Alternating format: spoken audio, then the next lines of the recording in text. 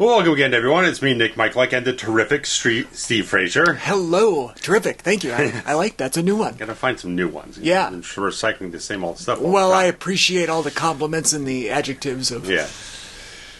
Well, this film's not a recycle. It's completely different from the first movie. Yep. With Rambo First Blood Part 2. It is ridiculous personified. One of the highest grossing films of 1985. Is it really? One of them, he grossed $300 million. Shut up. The same exact money that Rocky IV grossed the same year. I guess he had a pretty good track record. He's swimming it, man. He's Scrooge McDuck. So, guys, want to join along and sync up with our commentary for this film. We're watching the nice 4K version. Woo. So, guys, get your timestamp over to 0 and turn on your subtitles. Hopefully they turn out better than the last film. The first film, they're a little wonky. See how they go this time. So, guys, get all that stuff set up, and we'll count down and get going. So, in 3, 2, 1, play. Oh, yeah. This movie is so ridiculous. So ridiculous. Yeah. Okay. He got hit with all the Razzies that year. You know what? When you Not like they mean anything. When you make $300 million, though, it doesn't really matter. You don't give a rat's ass, man. No. You certainly do not. No. That was kind of like the critical response in a certain way. It's like, as we'll get through the whole film, it has a lot of heavy things it wants to say, but you can't take a lot of it seriously because the film is so cartoonishly over the top. Right. So like all these men working out with no shirts on. I mean, those people have shirts on, but...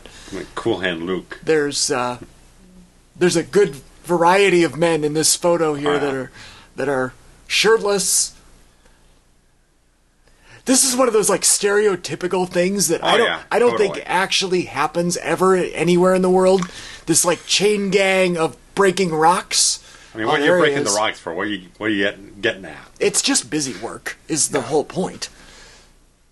So again, going Cool Hand Luke, they're out there kind of like digging trenches and stuff like that, or whatever the case. It's a little bit more productive. What great hair on Stallone in this movie. He's poofed out, man. He's doing good.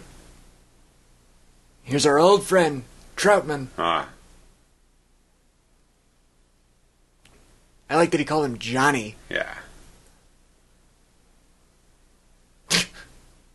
I'll just take 2 steps over this way. I'll be fine.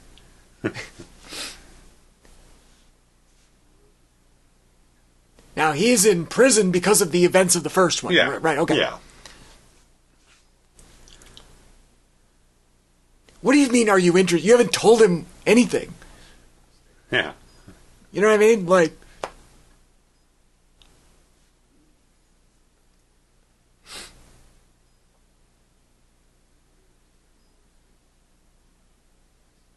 You know, that's kind of a classic prisoner response, I feel like. Yeah,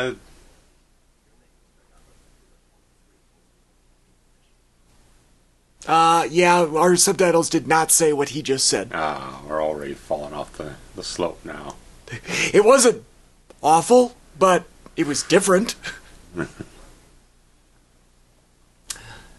Whatever.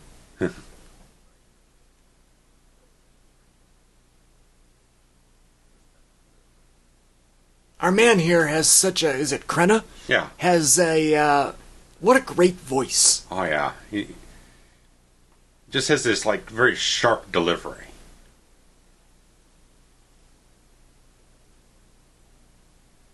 He does... It's a good job playing a military role. Yeah.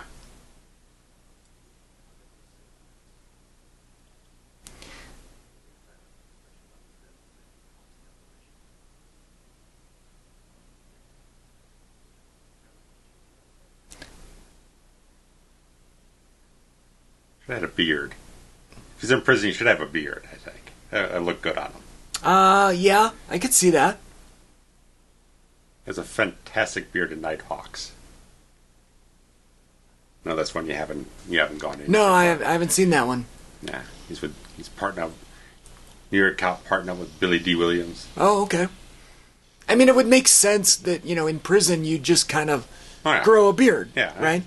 You don't have a lot of... I'm thinking Running Man here. Right. You have a ton of time. Schwarzenegger grew out a beard even though it was pasted on with glue. Only in some scenes. What's that title screen shot? That 1985 or what? Now, I can't even get upset about the titling here because they gave it a prefix, so to speak, but then labeled it First Blood Part 2. Right. It isn't until the third one that it goes off the rails. Wonky and upside down. Right. Berkoff, we've seen him in some stuff before, right? Victor Maitland. Oh, Victor Maitland, right, right, yep. I knew the name, I couldn't connect the dots, but Victor Maitland. Oh, he's fabulous.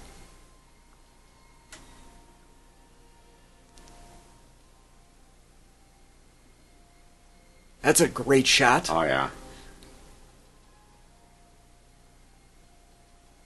It's very... now, I guess the whole premise of this thing is based on, like, the post-Vietnam, like,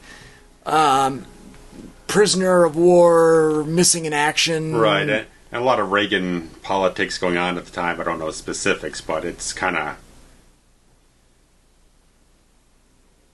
We have so many things going on. Like, I don't think Iran-Contra has anything to do with this, but there was still, like, Middle East stuff. Right. Well, and the Cold War with the Russians. Right. And I think the Russians make an appearance in this movie. Yeah. James Cameron gets co-write on this. Yeah, I think we discussed in our Aliens commentary about less than a year ago. A little bit. I think it was just the writing gig in between projects. So it's like he mainly came in and just wrote a lot of the action sequences, and Stallone dealt with like the dialogue stuff, the character stuff, and the political message stuff. So right, but it was a good team. Yeah. And Martin Kove, hot off of Karate Kid. Sure. So playing an asshole. He looks like an asshole. I've heard at least back in the day, I heard that he wasn't terribly easy to work with. But that was one person's perspective on him.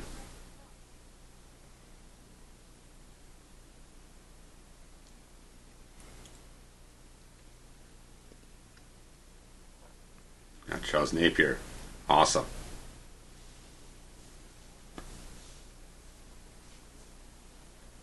What a haggard face he's got, huh? He was a great character actor, man.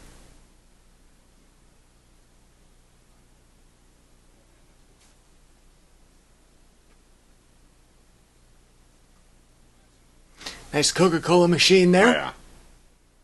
I like it. I need one of those. There's a little Reagan on the chalkboard. Reagan on the chalkboard, yeah. You gotta add it in there, man.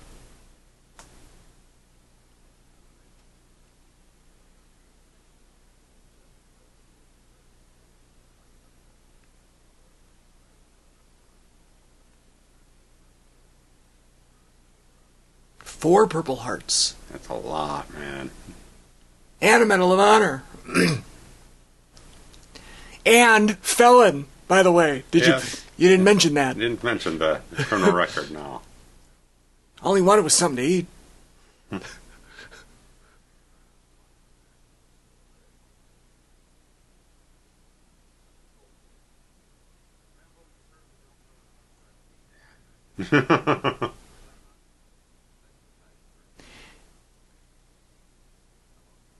It was very, from what I understand, you know, I think we've kind of touched on this in some other film commentaries about how when Vietnam was over, it was a very different way of the world than it is, you know, let's say today, where if you are in the military, you're looked at as a hero no matter what your job is. But the folks in Vietnam, despite just following orders, because the country was so upset at the government for being involved in the war, they basically projected that hatred onto the soldiers. Right. And they were like they were treated very, very poorly. Like criminals and traitors and all sorts of bad words. Disenfranchised. And I think even here in 85, we're still, like, I guess It's still starting to bubble a little bit under the surface, yeah. In 82, the first one was like in your face, like, here's the problem. Here's it, right. We hate the soldiers. Mm-hmm. It was like in your face. Yeah. You know, and I guess here we've kind of softened a little bit because, you know, that whole like missing in action thing. Mm-hmm. You know, we finally started caring about the folks that were maybe still over there or the ones that we never found. You know, you see those political tides have not wholly turned in a certain way, but at least there's been a segment of political, I don't know, discourse. Right. Starting to rumble up saying, hey, they almost have like an equal amount of time to speak about this stuff and come forward and say, hey, this is what happened, and we haven't cleaned up the mess. We haven't fixed everything that fell out from that situation that a lot of people didn't think we should have been involved with in the first place. Right. Myself included. Now, and that's kind of the premise of this movie, right, is we've got POWs.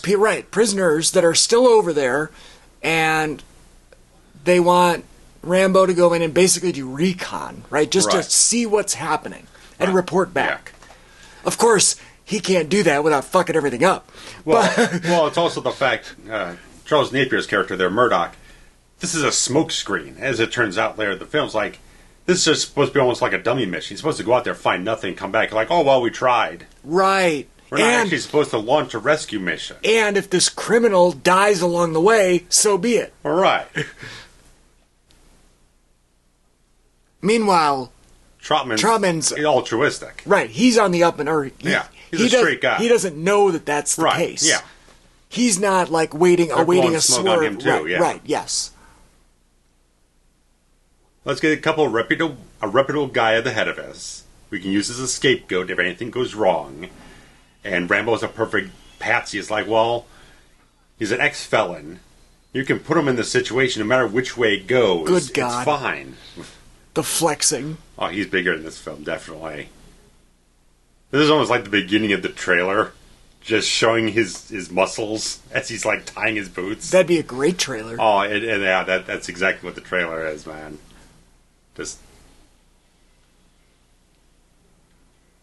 18, 20-inch pythons he's got going on, maybe? At least. There's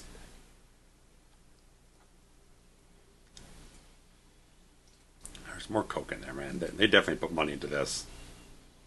Well, that was Diet Coke. That doesn't count. Wow. Well, this is like after New Coke, isn't it? New Coke was 86, so no. Oh, well, they've got it on their minds right now. They're going to need some extra bucks. I'm going to confirm that, but it was only like 90 days, and I want to say I think it was like spring of 86.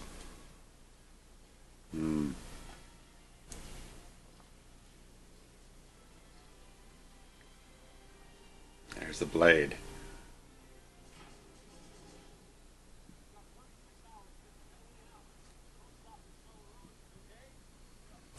Well, I'm wrong. You were right. It was the spring of 85. Okay. And so we might be right in the class. Go back to classic. This came out in May of 85, so it's right in the thick of it. Right. So it launched on April 23rd. I think they're fortunate they didn't put New Coke in the film. They didn't know about because far enough ahead of time. They would have shot this 8 months ahead of time. Right. And I want to say it only lasted. A bad idea, right? At the beginning of the year. So, that would have been like such an unintentionally hilarious thing, even by the time it got to home video. I'm sure there are a couple of films where there's like a New Coke product placement somewhere. There's got to be. One or two somewhere. It was July 11th that they renounced it, making a total of 79 days that New Coke was on the market. That's an abject failure. I was off by a year, but I knew that it was a very, very short window. So yes, this would have been filmed during the original Coke. And what was the release date on this? Right around Memorial Day, I think it was. Okay, so when this came out, the only Coke you could get was New Coke. So it's entirely possible that Coke had buyer's remorse of putting their product placement in it. May 22nd. How crazy is that? So the movie comes out, everyone's drinking a product that Coke doesn't even sell anymore. Yeah. At the time. And no one's buying the new stuff. And nobody's buying the new stuff, right. You just wasted a whole bunch of money putting the product in there. There's a tab on the table there. That's a Coca-Cola product as well. Sadly. Tab just stopped production like in the last 10 years. Probably for the best, as I've heard. Yeah. It's not great. Mm-hmm. I had a professor in college I guess it would have been about 2000, and psychology professor, and he had a case of Tab in his office. He had a Tab with him all the time. He loved the stuff. Oh, Lord. Anyway, sorry. Sad, folks. As a Coca-Cola connoisseur / sort of historian and collector, I'm definitely a collector of merchandise. I have a little mini museum that I share with my mom. That makes me sad that I was wrong about the date, but we've corrected it. Very interesting, the New Coke story. If you're not familiar with it, look it up, because it's very weird. All right, now we're back in Nam. Here we go. It's a really interesting thing, because the credited director is George Cosmatos. Yes, that name is familiar. Who would work with Stallone again on Cobra. He would do credited with Tombstone, despite the fact that didn't Kurt Russell basically direct most of it? Basically, he's more like a ghost director. Yeah. It's like you hire Stallone basically does most of the direction work, most of the heavy lifting. The film's more or less his, but Cosmatos is there doing kind of like, I don't know, probably more of the mechanics of the direction job in a certain way. Almost working closer to like an assistant director, I'd imagine. I don't know the specifics. But he ghost directs this, he ghost directs Cobra, he ghost directs Tombstone. So it was just kind of a weird thing. It's like, we just need some guy to also deal with the stuff while Stallone's dealing with the star end of things, I guess. I don't know. Well, Stallone... It's just a very strange setup. Stallone also has to act in the movie. Right. So it is easier... I think he's a producer, too, so... It's easier to have somebody, like, calling the shots, quote unquote. I mean, you look at an Eastwood film, when he's starring it, he usually will just have, like, the assistant director handling the logistics while he's in front of the screen, on camera. But just to have an actual, like, other person credited as director when you yourself are mainly the person kind of calling the shots. Yeah. It's a bit of a peculiar setup. But because Kurt Russell worked with Stallone on Tango and Cash, and they had a whole bunch of problems there, and Stallone pretty much kind of kept things rolling when things were about to fall apart on that thing. Calls up Stallone, is like, oh, shit's going haywire here on Tombstone. What the hell can I do? Like, oh, call up George. He can kind of... He can figurehead. He can figurehead, kind of pull the things together and just keep you going, because Kurt Russell really didn't want to boast an ego saying, I directed this film. It's like, well, I just want to get the film done. Have someone there who can handle it and move forward. So it was just... Like, Cosmatos had a few films he genuinely directed himself. There was a Leviathan with Peter Weller, Ernie Hudson. That was all his. And he got in a shouting match with Stan Winston on it too. So he was a big personality director. What a great location this is, by the way. I don't know if they filmed this actually over there, or if they did it in Hawaii, or... I mean, it does feel very, Cambodian or whatever, but... It said location in the state of Guerrero, then Mexico, and Thailand. Yeah, this feels like Thailand. So they're all... And nice with the art direction. You have some of these, I guess, ruins, if you want to call them. Whatever. Sure, yeah. Little cultural landmarks of sorts. It's so crazy. Like, he looks just like this in some of the other movies. You put that little bandana or whatever around his head. Yeah. And, he's Rambo. Right. Take the bandana off, give him a goatee. It looks like he's from the Expendables. Right. take the bandana off, put him in a nice suit, and it's Rocky Balboa. Like Rocky 3 era. Yeah, leather jacket and the cap in the first one or two. Yeah, not rich Rocky. Yeah. But, looking at Rocky 3, it looks like $10 million, man. Buffonda, darn right he does. Buffonda hair, the tailored gray suits. Oh, he's just incredible. We have to forgive some of these stereotypes right up front. Oh, yeah. It's going to get there.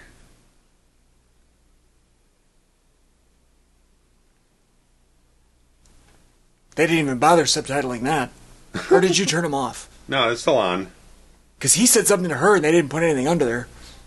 Well, they didn't translate it, basically. Well, right, but he replied. He said something to her and it wasn't even, they didn't caption it at all. So, whatever. We go to River. They're phoning in these subtitles, man. I was hung up. Here's the beginning of the cliche puns. Yeah.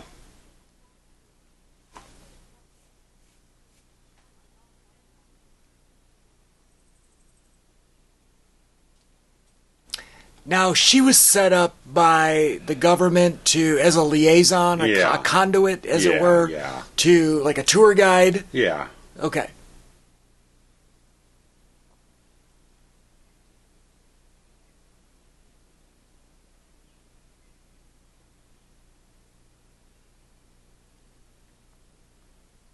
Yeah, you can tell this isn't a set. Like, this is actual jungle. There's some parts that definitely look more set-like. Yeah, I agree, but, I mean, you can't... Yeah. You can't fake this kind of trees and... Not as much, not at this point in time.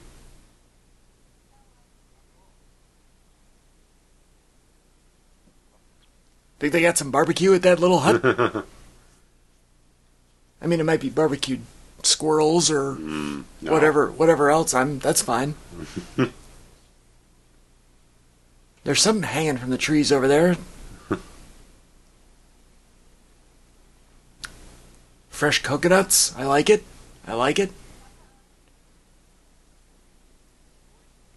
Cute dog.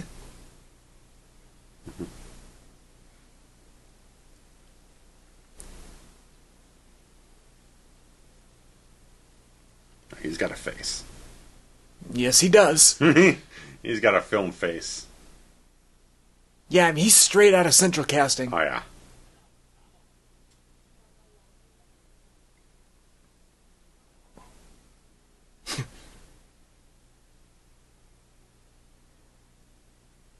Even without saying a word, like, they've done a great job of he's uneasy, showing his emotion. Mm-hmm. Just the eyes. It's all in the eyes. You know, they say real acting is reacting, and so that's a classic example of just reacting to your situation. Oh, yeah. Like, he doesn't know what the hell's going on. He doesn't know these people. He doesn't speak the language. He doesn't know what's going on. She says the way isn't safe. We're going to go by this weird boat. He doesn't know who these people are. Mm-mm.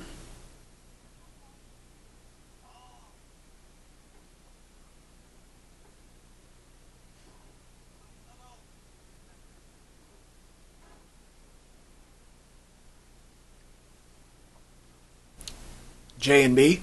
Mm-hmm.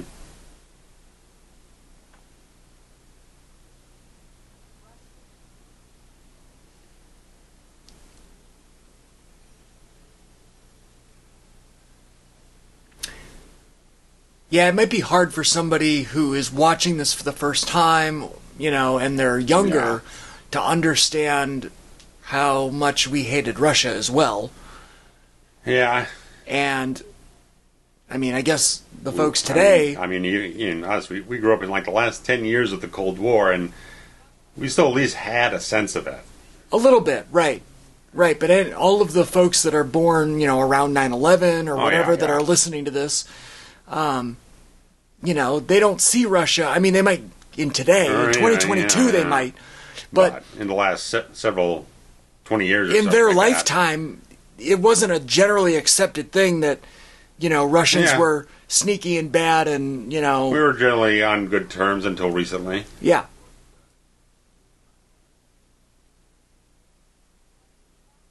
There's the knife. The most ridiculous knife.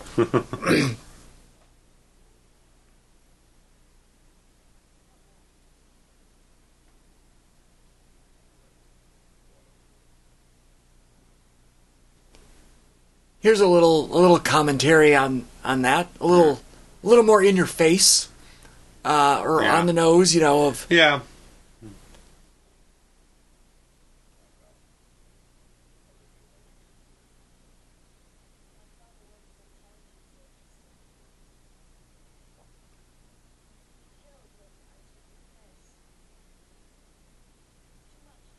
He's so tan. He's ripped. Yeah. Like, his skin color is the same as hers, and she's native. Yes.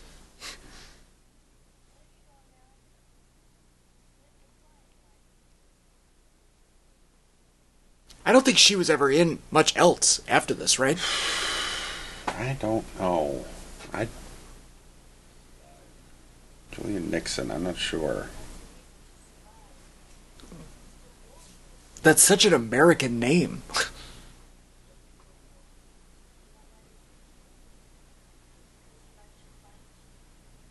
This is her first film role. I don't doubt that. Oh, she gets to be in Amityville, A New Generation. Oh. It's high living. It is funny that he said that he was... And the Double Dragon movie. Oh, well, naturally. Just gets further and further into the Razzie territory.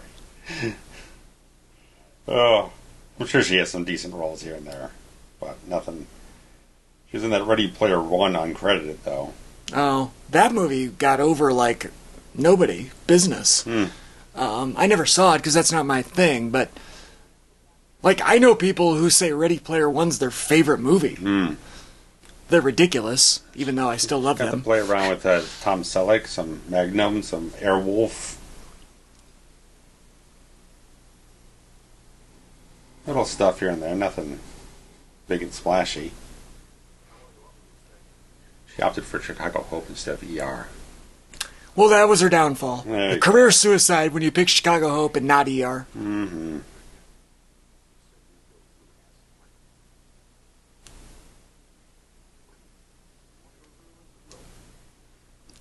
Why would he not want to go through with it?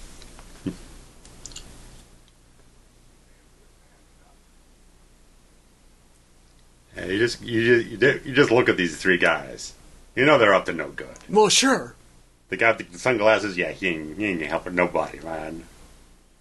This looks very dark and foggy. Yeah. Is it supposed to be getting dark? Is that the idea? I'd imagine so. I mean, look at the shadows and everything. Might have put a filter on the lens. Yeah, it looks filtered. It looked bad. Maybe it was a 4K thing, because this looks beautiful. Oh, yeah. Even though it's dark, it's crisp. Sharp. Yeah. It's crisp, yeah. Yeah.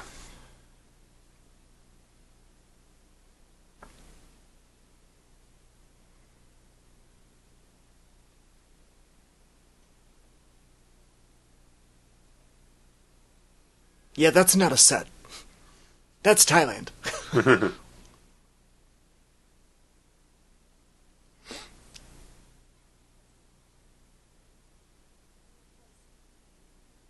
She's been insisting this entire time that the camp was empty.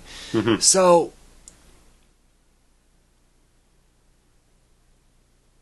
I don't know. I'm kind of confused on that whole thing.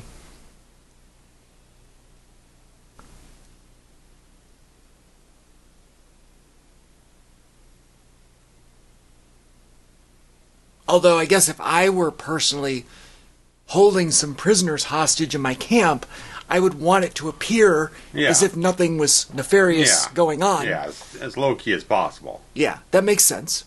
You don't want to have a bunch of armored guards stomping around. It's like, what the fuck are these guys up to? Right. I think we know what they're up to, though. Well, sure. Yeah, you just patted her right on the behind there.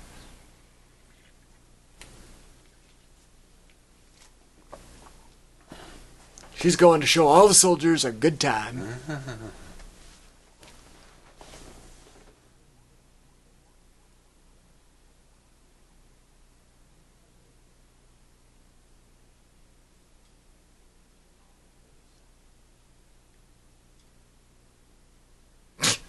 The close-up of the twisting of the...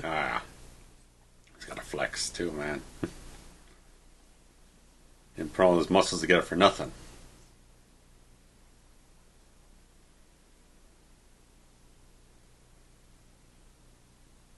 Now, he didn't see anything that... No, there's nothing... like, there was no probable cause, so to speak. Yeah. That is forcing him to take action. Right. Why... There's no provocation for him to be arming up to attack anyone. Right. Like, I don't understand his motivation unless it's simply just in his nature to, like, go fight the bad guys. Yeah. Which, you know, I'm not criticized. I'm just kind of observing.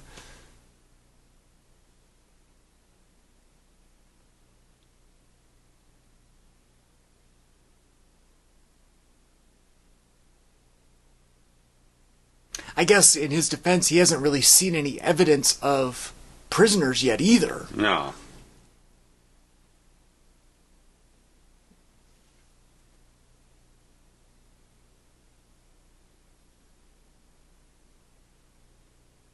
Bow and arrow is a fun weapon. Oh, yeah.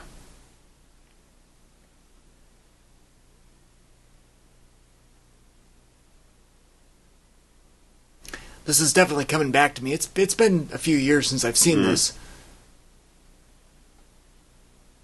But I do have some pretty good memories of this camp. Mm-hmm. And him getting taken hostage here before too long, I think, if my memory serves. Did you rewatch this recently? No. Okay. I'm just trying to remember certain order of events because there's the point where he does try to get the one guy out, then he gets abandoned, then he gets captured. I don't know if he gets captured ahead of that. Yeah, I don't recall. I know sometimes you like pre-watch the night before or something, so...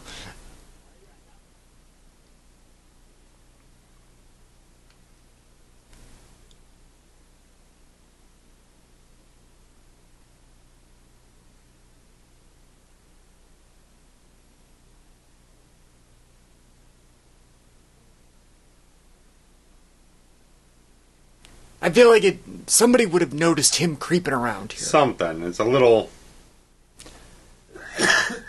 Excuse me. More believable if it was like full night. Instead of just whatever the... Dusk. Dusk, or is it... whatever.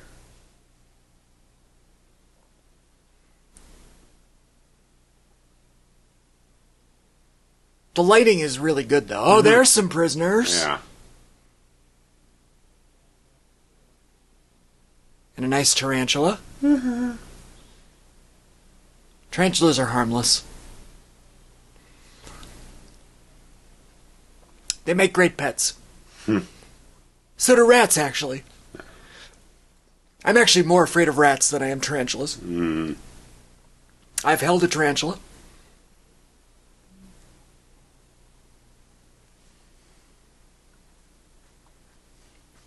We should do a commentary on arachnophobia. What a fun movie. I haven't seen that since the theater. It is delightful.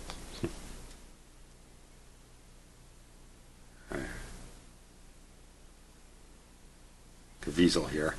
I'm on the cross. Well, oh boy. Or Defoe.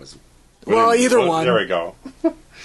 I mean, Jim Caviezel shared the initials with the big guy, so... Sure.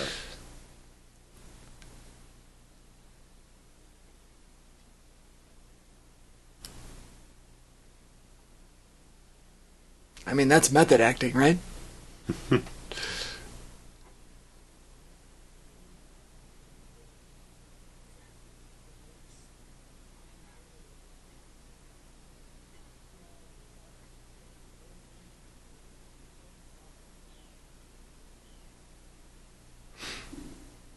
I like that there's a spotlight just on the bridge. Mm-hmm. I didn't see any other spotlights in the entire camp. Conveniently located right at his lookout point.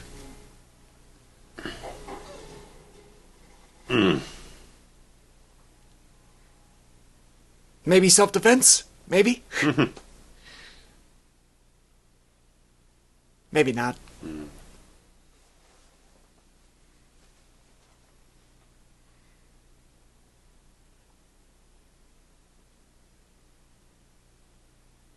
Oh, there's another spotlight up in his little bird's nest.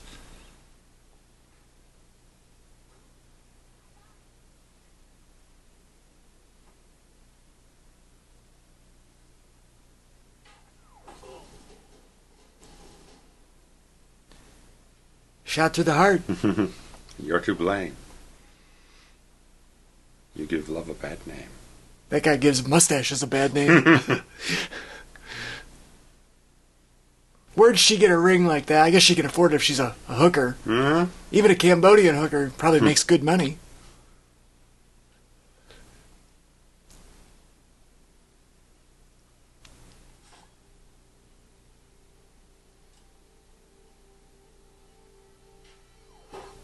Oh, well.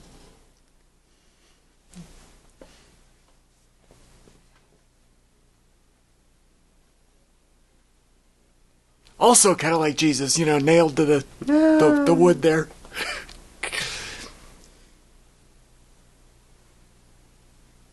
Is it morning? What happened? When do we have night? We missed night altogether. I feel like the last scene was supposed to be at night. Well, because they had the spotlights shooting around, so I guess... Yeah, the lighting didn't reflect that very well. This is definitely not night, though. This is... dawn. Yeah, this is dawn. And I guess it would be a... Well, is this 24 hours now? I thought they were 36 before extraction. Yeah. Crenna wants to move, we move.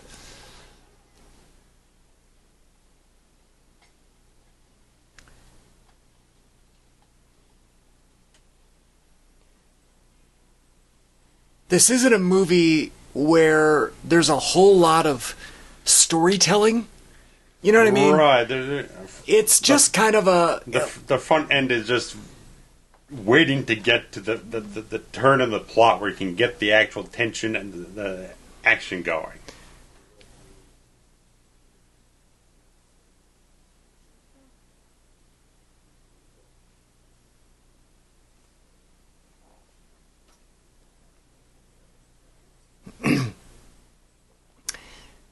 We're just kind of like observing his, you know, the... Right. There has, I guess my point is there hasn't been a lot of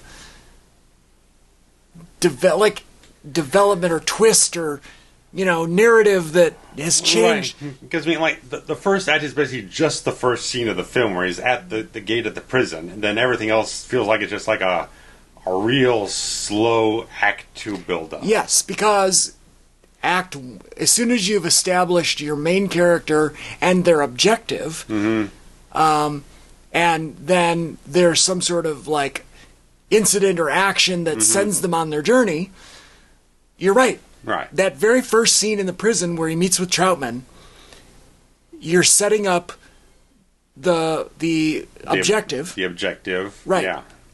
Objective, go there, figure it out, we'll pardon you. Yeah. And then... get on your way. Get on your way. So, as soon as he gets on the plane, we're in Act 2. Yeah. 5 minutes in. Yeah. And that's fine.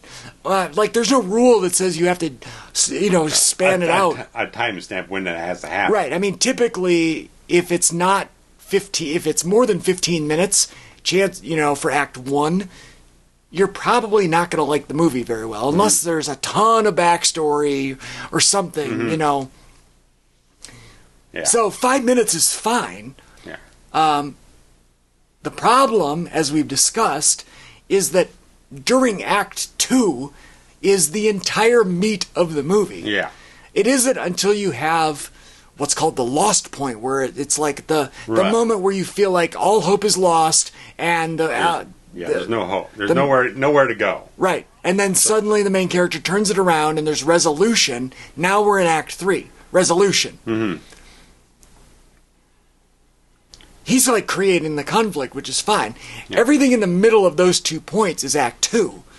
And that's where your story is. Mm-hmm. What happens? And you're right. Up until right now, and we're at 40 minutes. We're almost to the midpoint. Right. It's just been very, like, what's happened?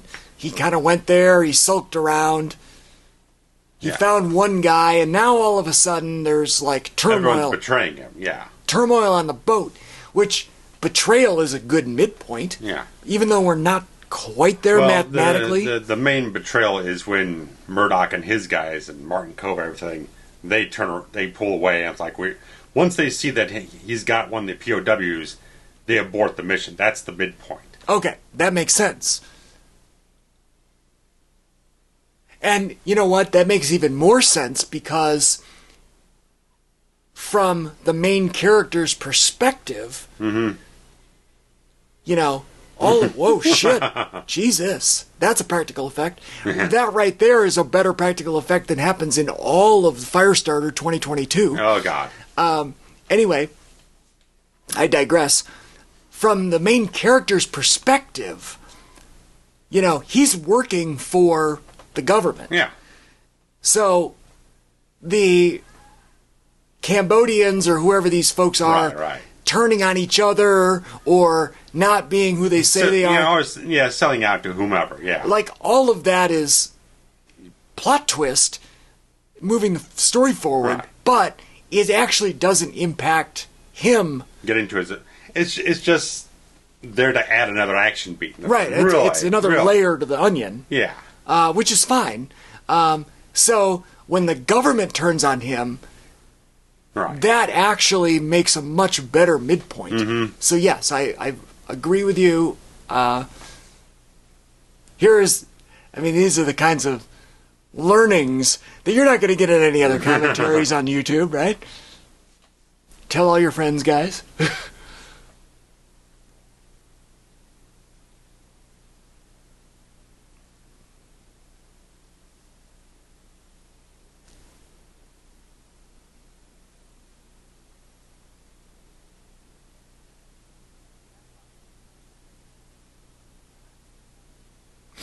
There you go.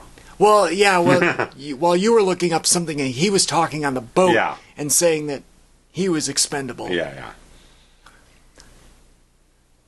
It just always makes that odd link, you know. 15 years later, make a franchise out of that line. For sure, right. That he wrote in the first place, I'm sure. Yeah. I don't think that was a Cameron line. No, probably not.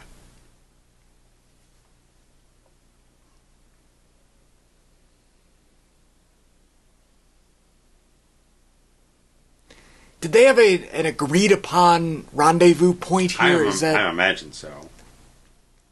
I don't recall that being a story point, but it would make sense. Right, he doesn't have a radio or anything to tell where he's at, or... Well, yeah, he didn't even get dropped off at the right spot either. No, he parachuted in. And the parachute broke, and he landed at the wrong spot. Yeah. Now he's in a rice paddy. Mm-hmm.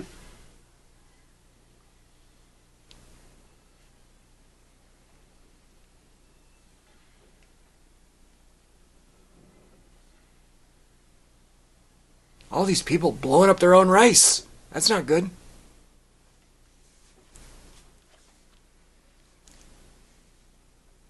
I assume that's what that is.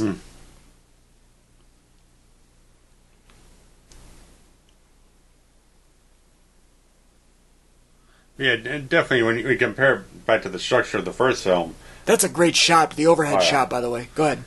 When comparison to the first one, we've already been in the freaking forest hunting around with Dennehy and stuff like that for about like the last 20 minutes.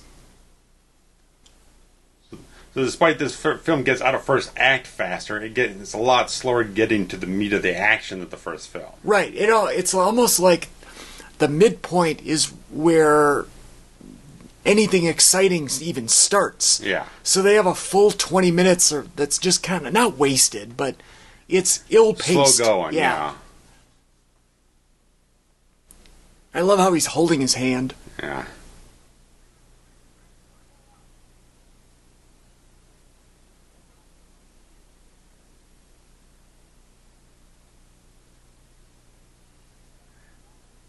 There you go.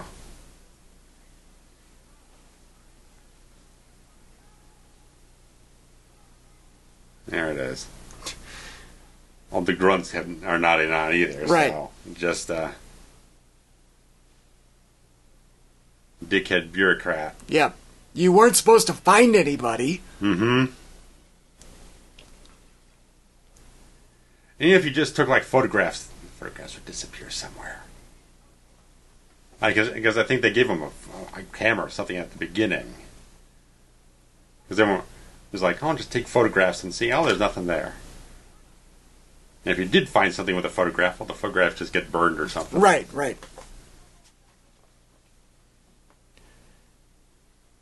Yep. And we're at 45 minutes, which is almost exactly... Mm-hmm.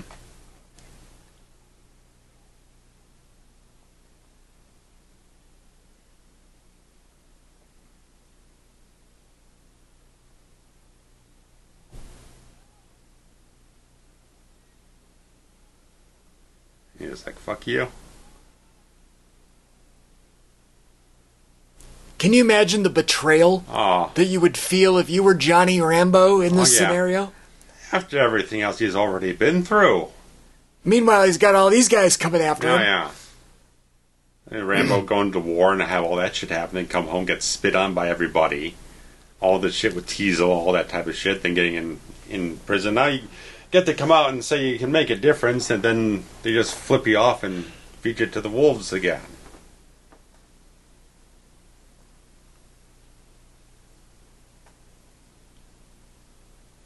There we are.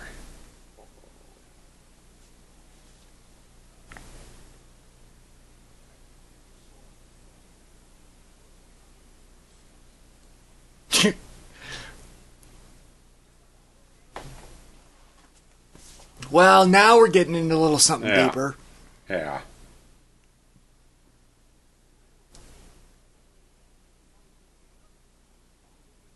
There we are. Yeah. This is the meat of the story, really. Right.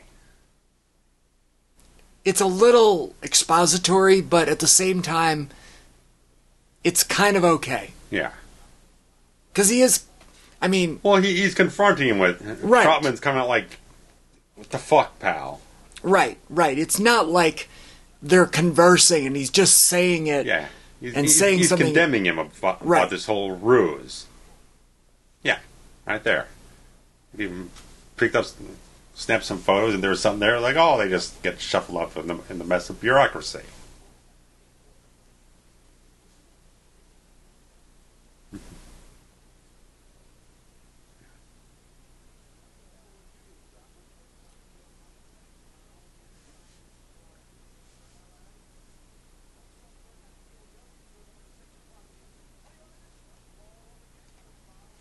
Yeah, I mean, we were far too young to really have context watching this. We didn't watch this in '85. Right.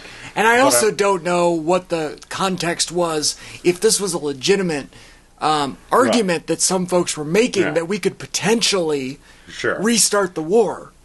But even then, I'm just getting to like, okay, if you are an adult watching this R-rated film in '85, you're watching the news all the time, you hear the discourse, all the type of stuff. I can get into my head thinking about what that kind of reaction was, about the criticism about the film. I guess it's a little heavy-handed, is driving it right in as a nail on the head type of thing. I like that Troutman was like, you underestimate the guy you just sent there. Oh, yeah. If anyone's surviving this shit. Yeah. Speaking of shit, I think he's in actual shit here. He's got leeches on him, too. Oh, my God. Bugs are so gross. Looks like leeches. Yeah, I think so. Them Thailand leeches, those are the worst. Mm.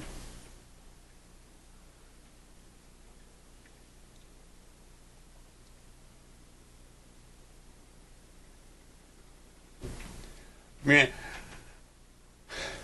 I guess Stallone wanted to put a message into the film. You do the first film, which is very a message film itself, not handled a lot more, I guess. I don't want to say elegantly, but it's a little bit more subtle. It's more not intelligent in its approach of dealing with the situation than this film is. This one's almost a soapbox type of film. Well, the first one is almost hypothetical. Mm-hmm. It's a commentary on, it's a generic dramatization. Personal structure, right? The personal. Yeah, it's a caricature of an amalgamation of a bunch of stories. Yeah. A little over the top, but at the same time, like, I don't know. This is dealing very with the personal plight of the soldier, which is, I think. He was wearing a thong or something. Maybe something, but compared to this one, the first one's less politically charged. It's more just like a humanitarian. Yeah, he's definitely wearing something. Like undies of some kind, yeah. But compared to this one, the first one's much more just like a humanitarian plea to a certain degree. These guys went through a lot of shit, and you're giving them a lot of shit when they don't deserve it. This one's definitely yelling at the politicians, yelling at the government, yelling at the military. Go do something about this stuff you left unresolved a decade ago. So there he is. Nah. Gonna throw Stallone through a window and call the cops on him now? That's right. You're talking about I got thrown out of the window. You know what he's missing? You know what he's missing in this movie, and the reason that he's not as successful. He doesn't have Serge. Oh, Serge. Serge working in the back making espressos with a twist.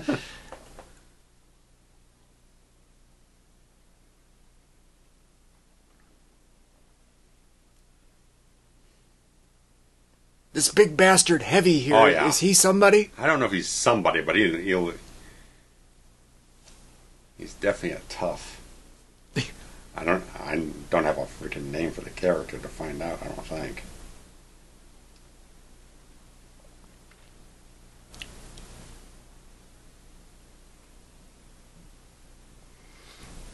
And this guy is a Russian, right? The character's Russian. Character's Russian. The Russian general.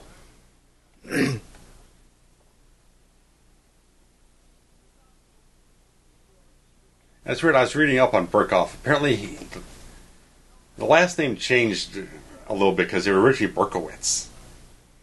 So, is he German? He wasn't German. Because if his last name was Berkowitz, that's a Jewish name, right? Yes, it was. I can see why a German would change. They weren't. Where was he born?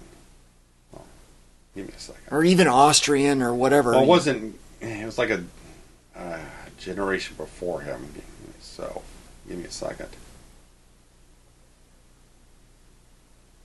He's a pretty good actor. It says his paternal grandparents were Romanian and the maternal ones were Russian. Their name was Richie Berkowitz, but Stephen's his father anglicized it to Berks in order to aid the family's assimilation into British society. Okay. And then when he became an actor, he went off to Berkoff.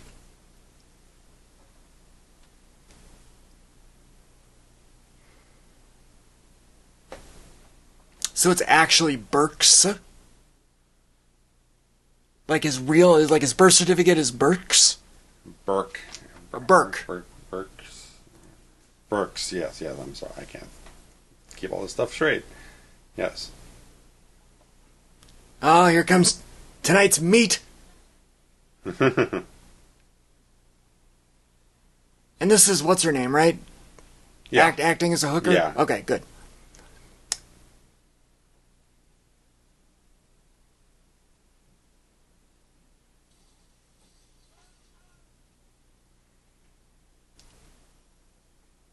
This is right out of Lethal Weapon here, right? Oh, yeah?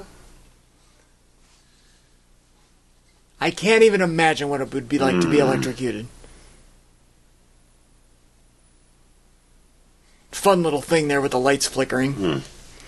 The muscles just bulging. Oh, yeah.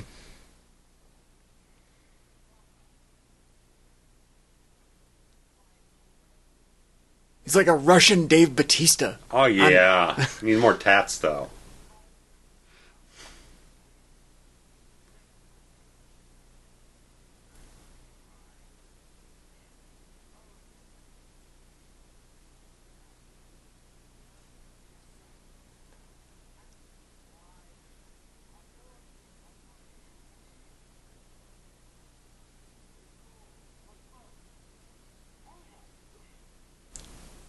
Why would he know anything about that? I guess there are... Well, he's dropped it on the radio frequency. I don't... So anything I can think of, they had the radio frequency.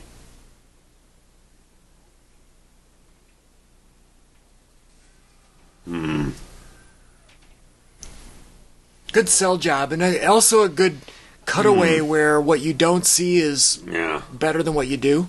Yeah. The fast edit, very frenetic. Mm-hmm. That's good filmmaking. Yeah. We'll credit Stallone for that, not the other guy. Cosmatos. Yeah.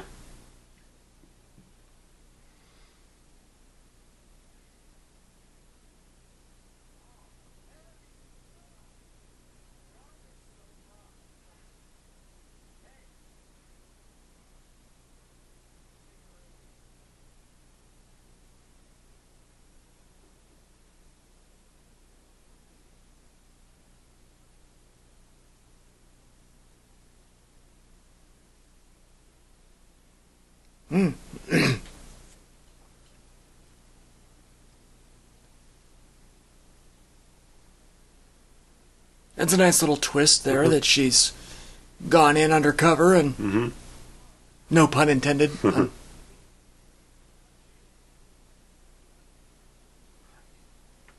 It's nice of the film to bring a character, an actor like Berkoff in just to play like a two-scene role. Because you need to have... He's not the big bad guy of the film, but he's still got to have enough menace to him, enough stage presence to sell the threat that you got going on here. Because this is your lost point in the film, more or less. Well, I don't think so, because... It's building up to it. Like, it's... The lost point is the last part of Act 2 before you switch into Act 3. So I know we're not going to Act 3 yet. We're only 57 minutes in. We're building up towards it, but it's like he's making the situation more and more unattainable. Is this the same POW? Yeah. Oh, yeah.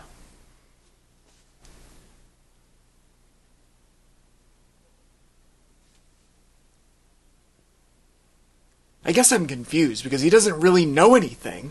Well, no, he's using... It's like, well, if torturing Rambo doesn't get me anything, I'm going to torture one of these guys who can't really take the torture anymore. Right.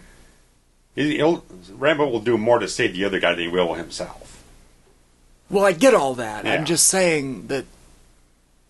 Right, Rambo doesn't know shit, but they don't know that he doesn't know shit. Yeah, but we know that... Never mind. Right. Just like the Russians and the Vietnamese, they don't know that he doesn't know nothing. They want to know why he was here, why they abandoned him, what's the situation going on, because they want to know if they're coming after them next. Right? Is there another infiltration coming? Is there going to be an insurgents or something like that?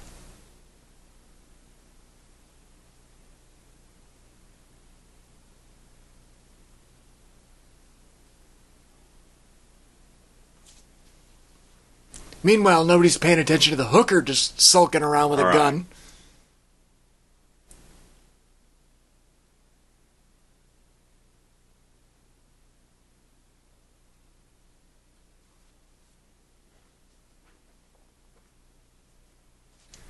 You are getting, like, we're an hour in. The film is like, the action is all backloaded in the film. Like, the last half an hour is just like wall-to-wall explosions. Right. Well, the last half an hour starts now. So...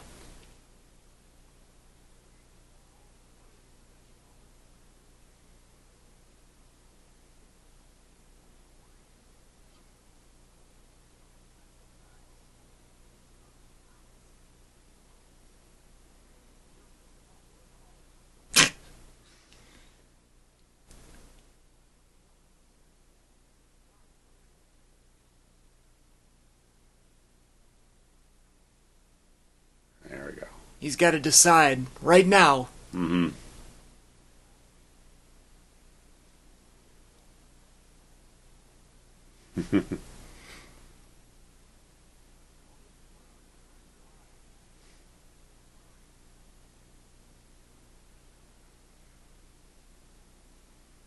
Which I guess to them means, like, just bait them right in and we'll kill everybody.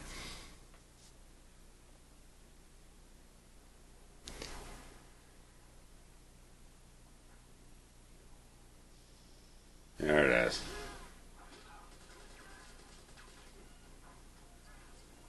Good thing she was hanging out under the stairs there. Mm-hmm.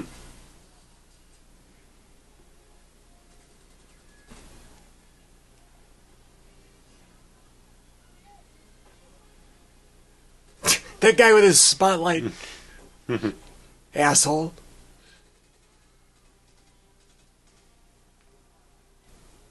Yeah, you're right. Like, from this point on, it just crescendos. Yeah.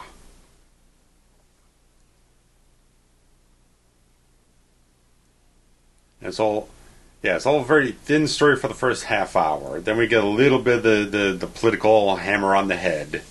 With a little bit of action. Yeah. And then some drama here of the capturing and the torture.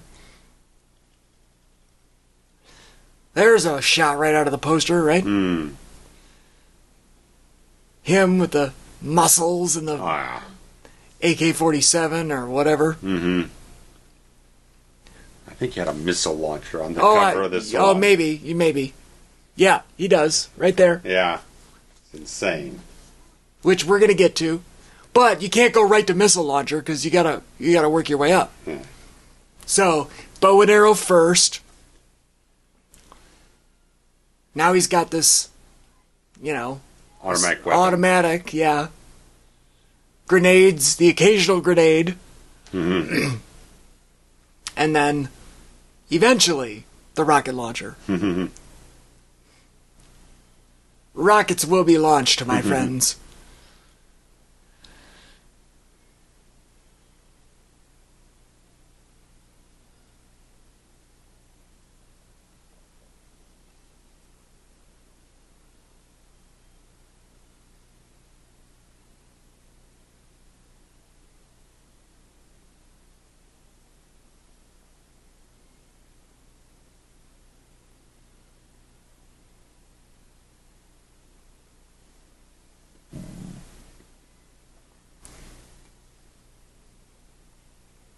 Is this a good guy helicopter or a bad guy helicopter? No, still bad guys. Still bad, okay. Oh, right, because... Well, even the good guys are going to still shoot at him, so... Right. But yeah, they don't send any choppers after Rambo. He's got to get out himself. Yeah, they don't give two shits. You're right. But now they've added in this twist where now we want to see him get Murdoch. Right. So... That's like a new layer that we can put in our back of our mind that, okay, we need to see that confrontation. Mm-hmm.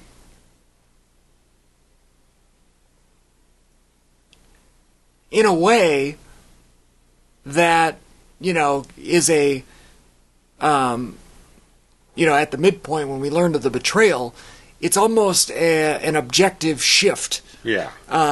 Which is perfectly fine as a midpoint device. Where, he no longer is just rescuing POWs, but now he wants to get the people that betrayed him. Yeah. Makes total sense. Mm-hmm. This is cookie cutter screenwriting. Awesome job, though.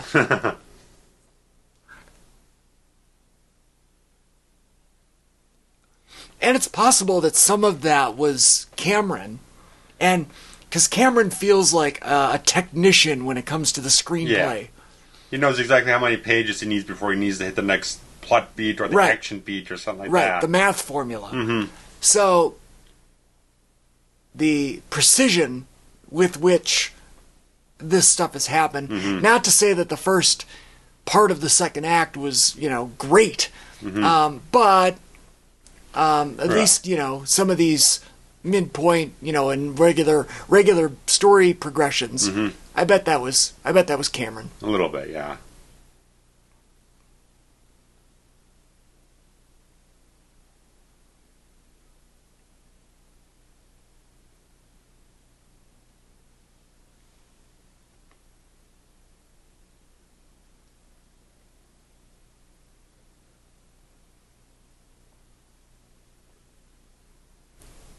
Well, he's only alive because of her.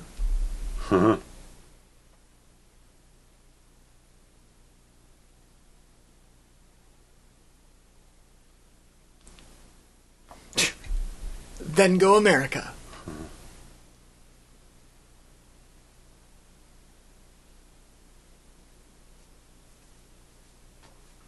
How can I say no?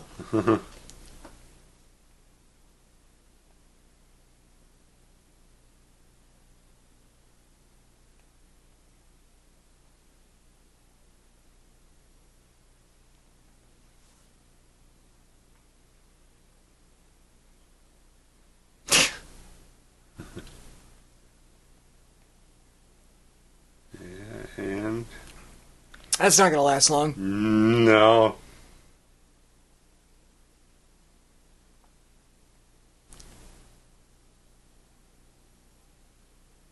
There we go.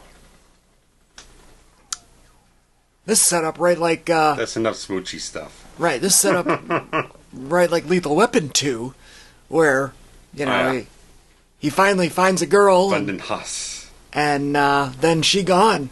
Oh, yeah. Which does nothing but piss him off and make him want to go kill the bad guys. Yeah. I'm more scared of Mark Riggs than I am Rambo. Because Riggs is a fucking psycho. This smells like a poll question. Riggs in Lethal 2, when he gets that, basically wants to rip down the freaking house. Yeah. Alright. Who is the scarier protagonist? Riggs or Rambo?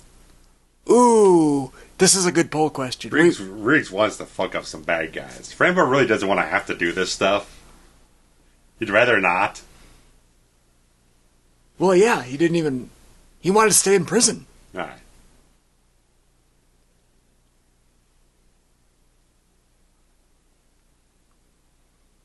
I can't believe he's even, like, rationalizing with these people. The man had a gun to his head 12 hours ago. Yeah.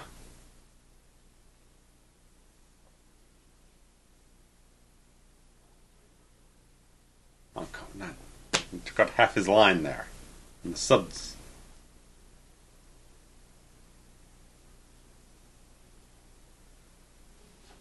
Uh-huh. There it is.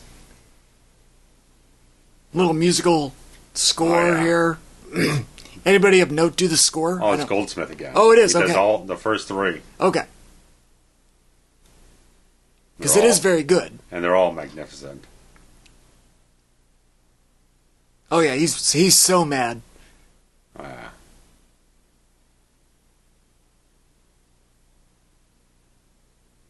Now, who blows things up bigger? Definitely Rambo. Yeah, but... Riggs just wants to break someone's neck, really. But you're right, though. I mean, if I'm confronted with both of them, I don't know which one is... A pissed off Riggs or a pissed off Rambo? That's tough. I think Riggs will make you suffer more. Yeah, Rambo feels like a go-for-the-jugular kind of guy. Swift efficient. It's a good debate. Good debate. Yeah. Let's keep that alive in the chat below. Mm-hmm.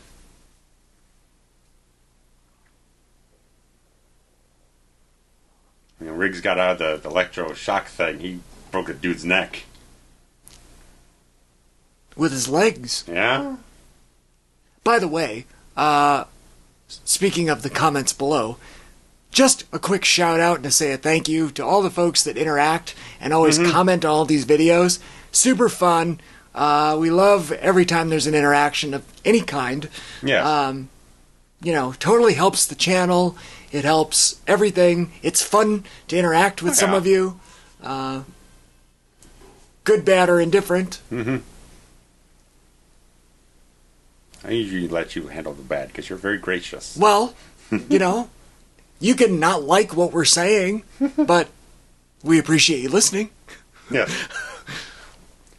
Here's the camouflage warfare again. There we go. The question is, how many arrows does he have, and how many can he reuse by pulling them out of dead bodies? And we've only got about 20, 22 minutes left, so we need to get to rocket launchers real quick. Is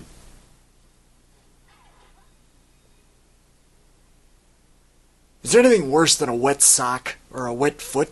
Oh, God. I can't even imagine. Those poor bastards in Vietnam walked around in the water all the time. No wonder they all got, like, gangrene and... Oh, God.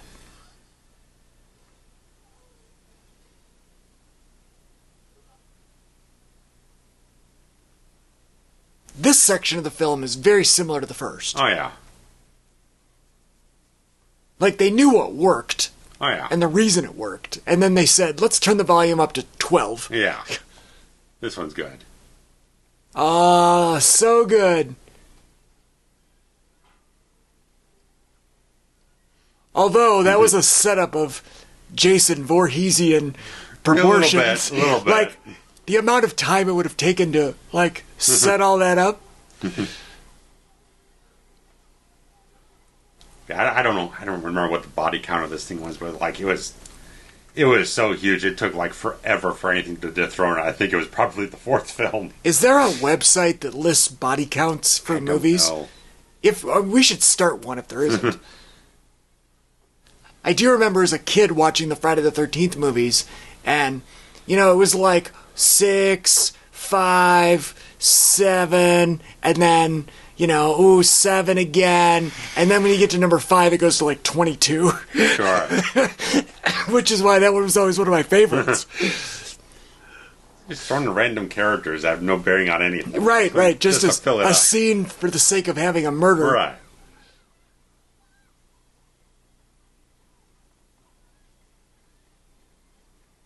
There's got to be a website out there that just lists like body count, death count. If somebody knows one, put it in the comments. We need Stallone in like a flat-out straight run. We need to clock him and Riggs. And Tom Cruise. No doubt. Ooh, I would say... So he's gone on all of this uneven land and not going in a straight line. I might actually go Tom Cruise 1, then Riggs 2. Mm-hmm. I might go Tom Cruise 1 on that, on the straight sprint. Mm-hmm. Oh, yum. Yeah, Rambo, we don't have a... I mean, 50, a straight 50-yard flat land dash for him to... He needs to run across this bridge is what he needs Cruise to do. and Gibson in the terrain, though, they don't stand a chance. Ah. If it's like parkour or whatever this is.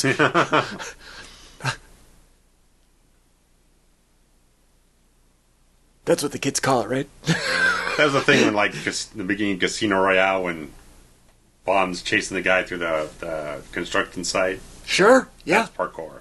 Yeah, sure it is.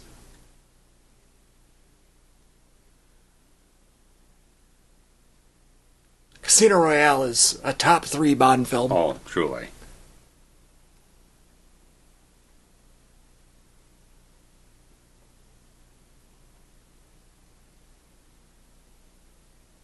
And that midnight showing I went to where I had to be at work at 7 o'clock the next morning, well worth it. That's dedication, all right. Woo!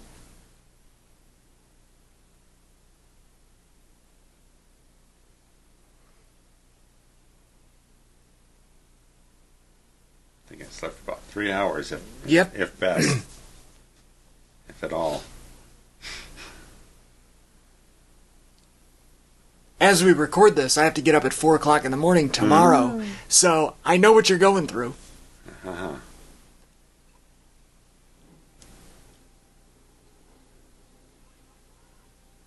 How about a little fire, Scarecrow? There we go. More twisting of tips. I think these are the explosive ones. Oh, yeah. Yeah. Oh, I love it. I doubt they make that big of a blow. Well, it's all the gasoline that he dumped down there. Still, that's a lot of bang for a little bit of... Buck? Yeah. Again, another hellacious setup.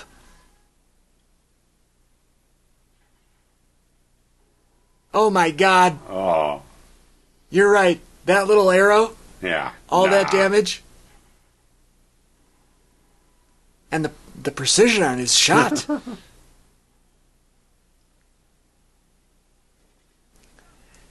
That was great with the gas line trickling off the edge of the bridge on fire. That was a really cool, maybe an accident even. Mm-hmm. Like Jesse Ventura said, sometimes it's better to be lucky than good. Yeah.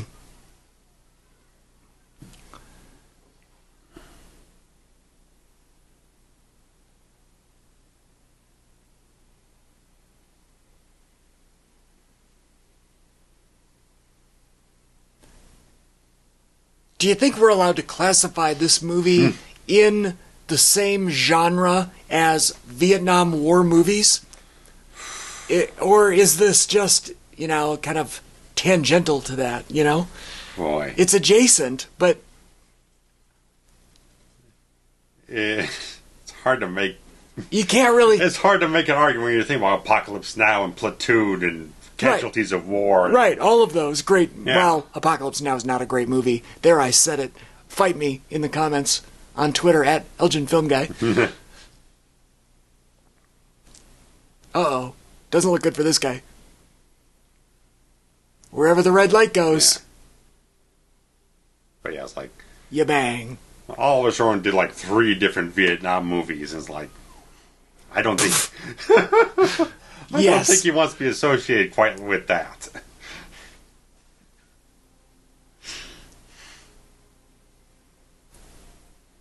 There's the animal. Batistakov.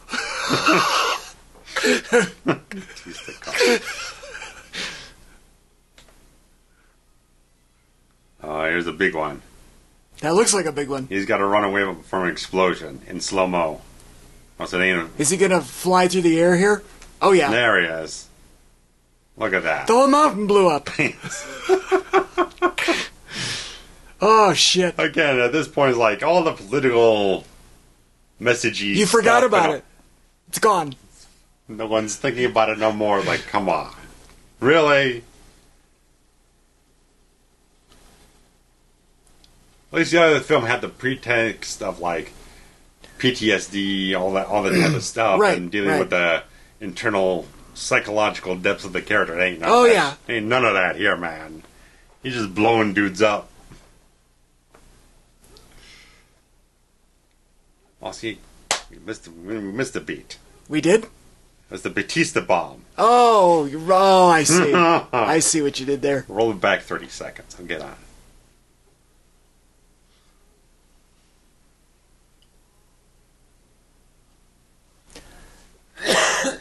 Yeah, I wish we had a name for the character. I don't know how to look this guy up.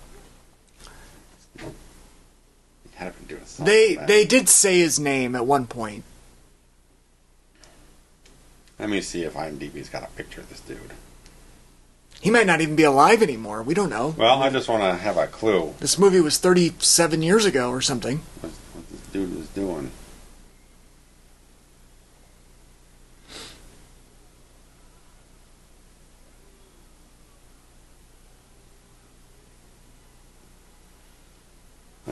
Maybe it's this Vojo Goric guy. He looks like a Vojo. Vojo, yeah. Look at that full name. I don't even know what. Oh. Vajislav. He looks like it. Oh yeah, it's got to be this guy. He was in a Van Damme film. He was in Universal Soldier. It's got to be this guy. He just fell off a helicopter. If it is this guy, I guess. Yeah. The driver's like, I'll just go. Thanks. He's in a film called Ruskies as Boris. It's got to be this guy. It's got to be him.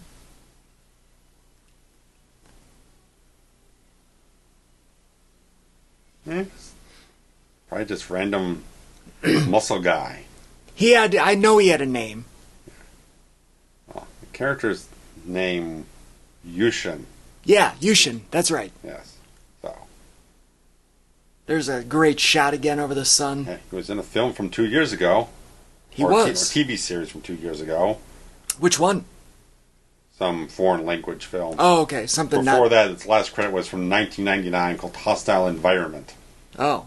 Starring probably no one I have any clue about. Oh, Brigitte Nielsen. No, it's a full circle. The X. Full circle. Starring the X.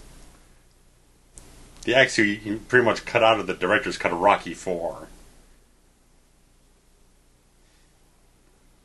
It's like, lay off the grudge, man. Well, it was a long time ago. It was a long time ago. He is fucking up this town, isn't he? Oh, Jesus Christ. See, this dude must have been tight with Van Damme. He was in 3 different Van Damme films. Well, when you have chemistry, you develop a troupe. Or just find the guy who works at the same gym that you do. Well, that could be it, too. Because you got to keep the muscles up. The amount of explosions happening here is... Stallone, you can't even count. You can't even count them all. Yeah. This is just stroking himself off on this one. Oh yeah, 100%. This is all just wet dream stuff, It's all like wish fulfillment stuff, This is what it's like. This is what we should go over there and do right now. Lay it back into him. It's almost all just gratuitous. It's almost a parody of its, Well, right. I mean, that's why you get like Hot Shots Part 2 and freaking Weird Al doing the parody in UHF later on. It's like it's so ripe and fertile with it. That's so on the line of being self-parody that it's just too easy not to. Right. Yeah. There. Like oh that my shit, god. Like muscles to the machine nth guns. degree. Yeah.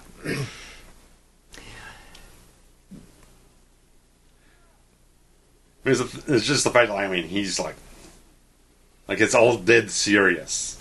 Everything is like, it's just like, America, yeah, type of thing. And again, that's so much why, like, the criticism was so harsh on this film. It's like, it feels so chest-thumping type of thing that it comes off comical. But then it's almost like a rib where he said, yeah. I want to be as over the top as I can be. Right. What can I get away with? But it's why when Schwarzenegger releases Commando later in the year, Commando's tongue-in-cheek. He's not taking it that seriously. It's kind of a big comic book movie in a way. A little bit, yeah. So it gets received better because, like, he's not trying to take it seriously. There's no message here. Just him blowing shit up and having a good time. Yeah. All the characters are kind of goofy and funny and stuff like that. It's just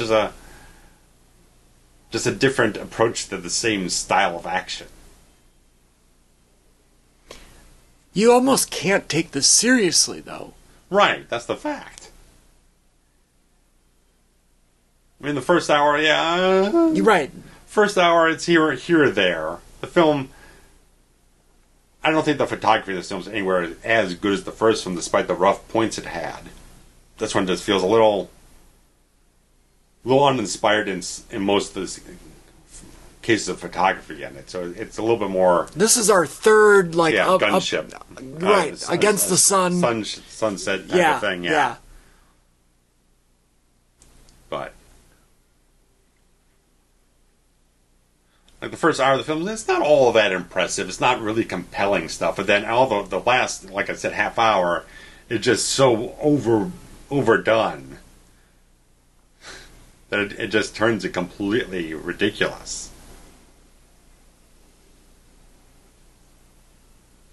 And that's why you end up getting all these canon films with, like, Chuck Norris Missing in Action trilogy and all this other shit. It's like, if something this over the top and ridiculous can make $300 million, Canon can squeeze a couple dozen million out of a Chuck Norris film. Right. Where he's running around Vietnam blowing shit up too.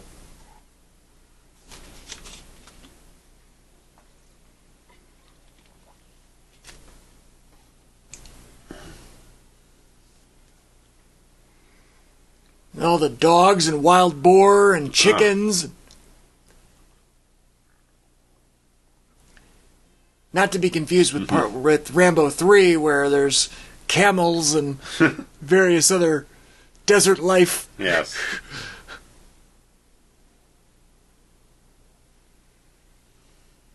We definitely jumped the shark on number 3, don't we? There's certain aspects of 3 I like just in terms of a technical standpoint. It's a much better photographed film, and in a way I think it's a little better directed, but it has even less story than this one does. Yeah, I know.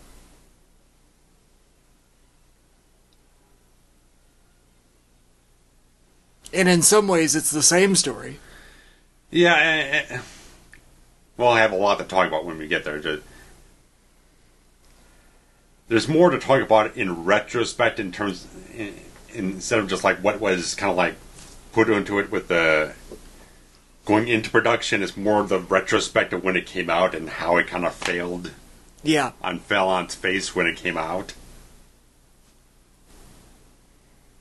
Like New Coke. Yes.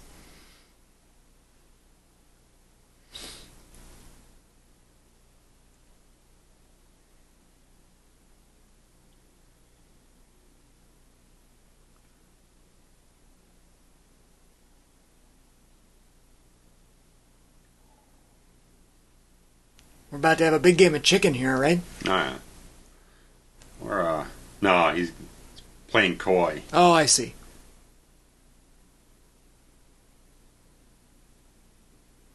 The third film's got the one. It's got the gunship and the tank doing the chicken. Okay. Thing. Yes, that rings a bell. You gotta put it on steroids. This isn't enough. You gotta do bigger.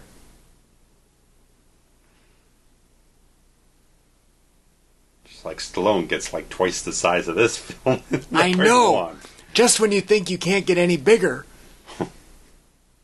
There's a rocket launcher. Get a few more anaballs on there and... Even the hair gets bigger. Darn right it does.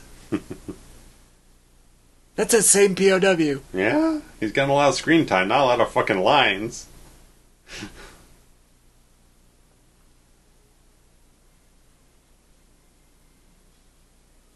That's not Stallone driving. I don't know what kind of stuntman that is, but it doesn't even look like him.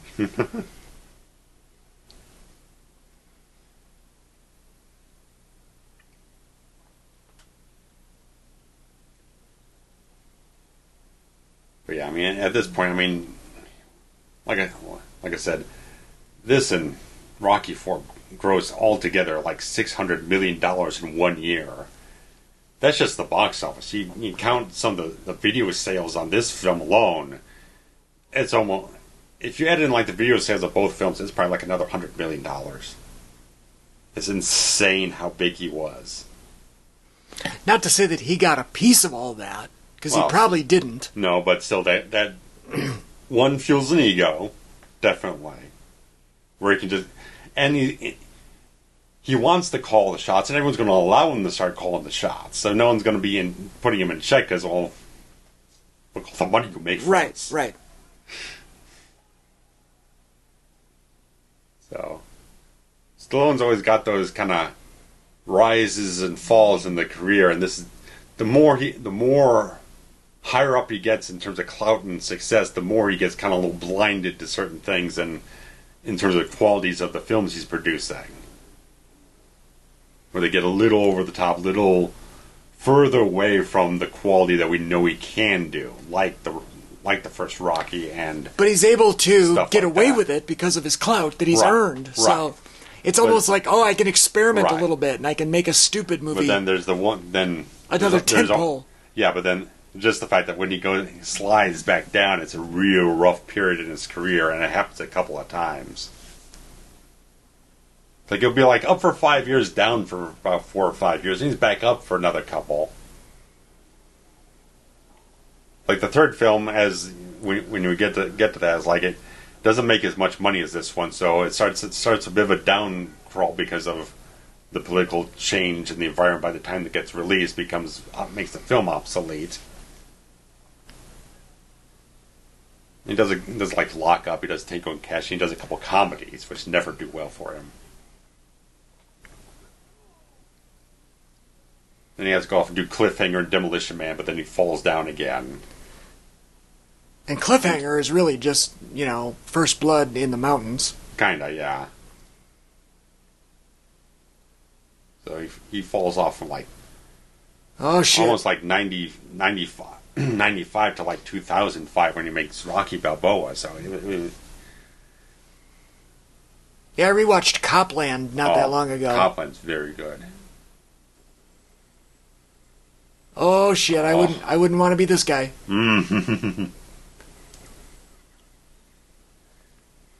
But it's all just gratuitous. It's so much. Just the muscles and the flexing and the guns, the bullets, and the... Here's what I think about America. It's an orgasm. None of those bullets went through the wall and hit him, though. No.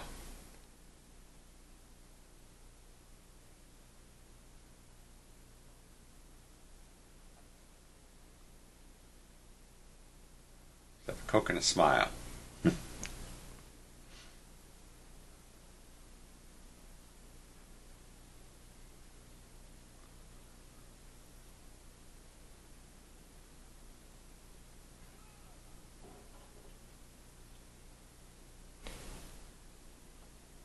He knows he can't kill him, though. Yeah. But it goes right back to the message here in a moment.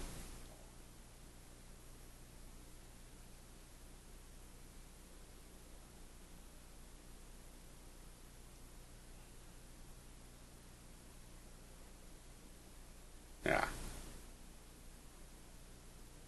Yeah, definitely much more of a message movie. Yeah. Well, it's a different message than the first one, but that's the thing, yeah.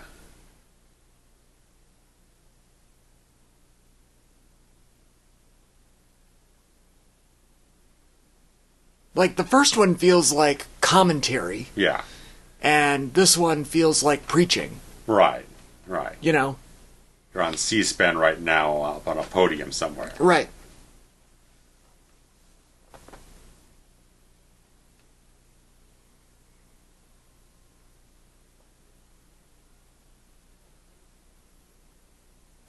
I mean, Stallone still does put in a good performance. I mean, this scene is really extremely well acted.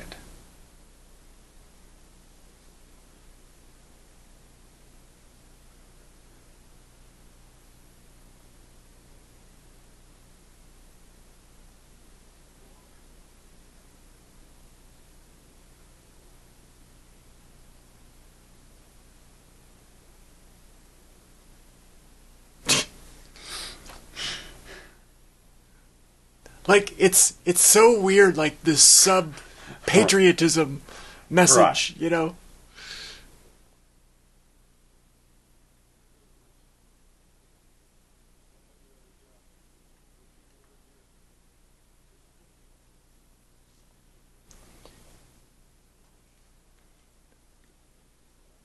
It's kind of this scene feels like it belongs more in the first film than this one, because at this point you're just not taking anything serious. Right. We've actually gone too far. Yeah. In order to come back to reality. Right. It's too far. Especially after the orgasm scene. Right. With it's the too guns much. And the... This film's good in a vacuum, but once you tack it on, it's like it just... it feels like it's just too far the other way. You almost have to deliver it tongue-in-cheek in some way. Right. To make it work.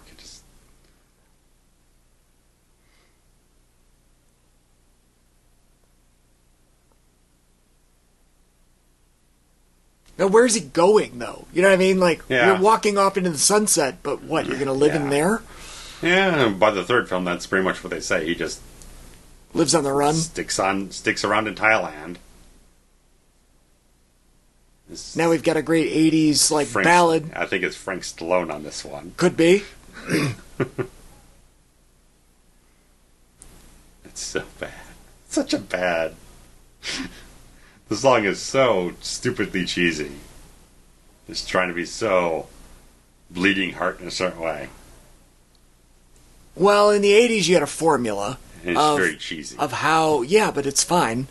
About, how movie soundtracks were such an important avenue for musicians. Mm-hmm.